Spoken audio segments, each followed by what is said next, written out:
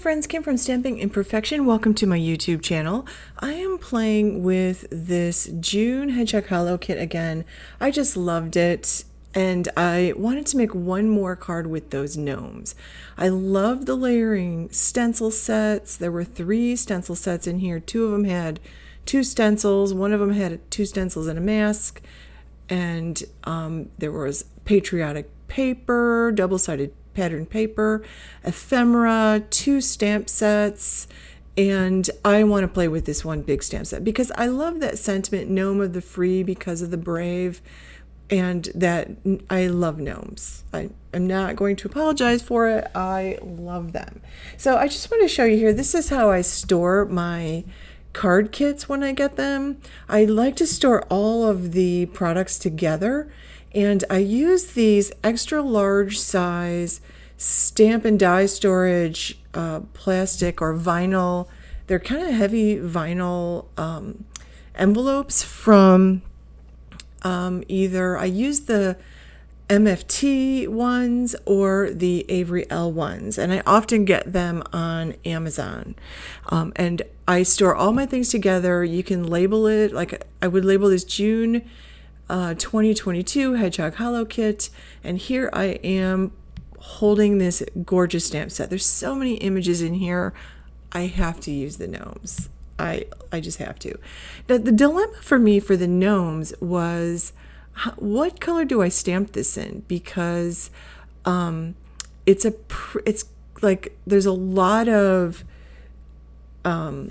like solid parts to this stamp set, and if I do it in black, am I gonna like it? Because I would love to do it in blue and red, but I'd like to do it in a combination of blue and red. So I decided I'm just gonna go ahead and do it in black, and then I'm gonna go ahead and use some red cardstock and some blue crown jewel gems. Now I am using my Catherine Pooler Midnight ink because I left my Maker Forte Color Hive Eclipse Black ink in Florida when I moved back here in May, and I ordered some at the beginning of June along with some more, another clear embossing ink pad from them, but I still haven't gotten it. It's taking forever to get here. I don't know why. So I'm going to use my Catherine Pooler here. And that's okay because my Catherine Pooler is an archival ink, and I like to use this when I am going to watercolor because it doesn't smear with water. I love to use my Maker Forte Eclipse ink when I'm going to color with Copics because it doesn't smear with Copics because it's a dye-based ink. So I went ahead and stamped this, and one of the stamps I couldn't get one of those gnomes little nose to stamp for the life of me. Every now and then you'll get a stamp where it looked perfectly inked up, but I think that the stamp probably wasn't even at that point. Like you'll get one where there might be a low spot, and sometimes you have to put like an extra couple pieces of paper below it when you stamp it so that it pushes it, allows it to connect with the stamp. I fixed this by just pulling out my special black 110 black alcohol marker, and with the Maker Forte ink that matches perfectly. It's not quite perfect with my Catherine Pooler one here because my Catherine Pooler one needs to be re-inked. So I stamped that. I'm trimming it down, and I'm just trying to trim it so I've got an equal amount of white all around that image. And then I'm going to just take that piece of red that I have and cut that down to 3 3/4 by 5.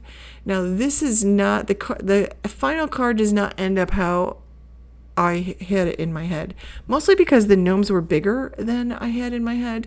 So I just left it like this. I love the big amount of red, so I've got lots of color on that stamp set, or on that card, I mean. And I did go ahead and I stamped the sentiment, but I really wanted it to be in a single line. I like single line sentiments for some reason these days.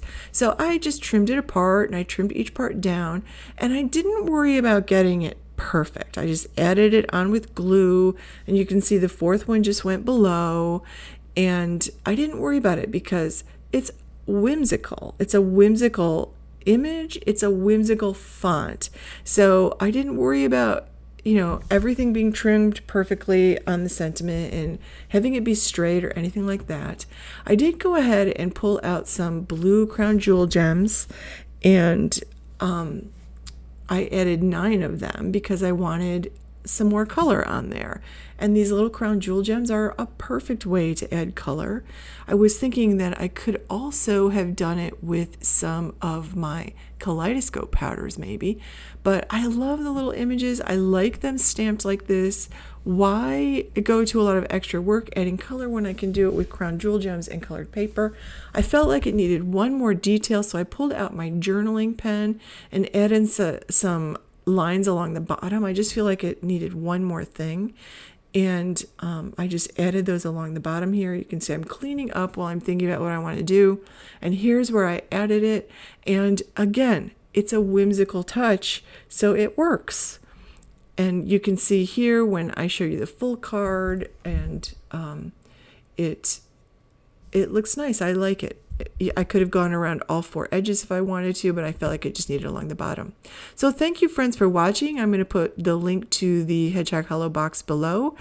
Thank you for watching. Please subscribe if you are not a subscriber, and click that bell to get notifications every time I upload a new video. And I would love it if you give this video a thumbs up. Have a great day.